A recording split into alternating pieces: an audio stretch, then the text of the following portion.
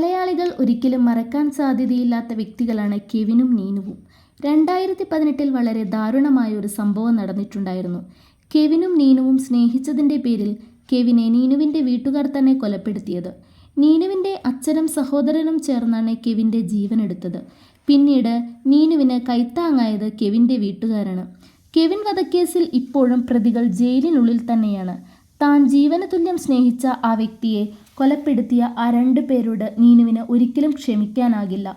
ഉള്ളിൽ നിറയെ സ്നേഹവും നിഷ്കളങ്കമായ നീനുവിൻ്റെ മുഖം മലയാളികൾക്ക് ഒരിക്കലും മറക്കാൻ സാധിക്കില്ല. എന്നാൽ അതിനുശേഷം എന്ത് സംഭവിച്ചു എന്നുള്ള വിവരങ്ങളൊന്നും ആർക്കും ലഭിച്ചിട്ടുണ്ടായിരുന്നില്ല. ഇപ്പോഴിതാ കുറച്ച് വിവരങ്ങളാണ് നീനുവിനെക്കുറിച്ച് പുറത്തു വന്നിരിക്കുന്നത്. സ്പോൺസർമാരുടെ സഹായത്താൽ പഠനം പൂർത്തിയാക്കി, മാത്രമല്ല പുതിയൊരു ജീവിതത്തിലേക്കും കടന്നിരിക്കുന്നു എന്നാണ് വിവരം. കഴിഞ്ഞ ഡിസംബറിലാണ് നീനുവിൻ്റെ വിവാഹം.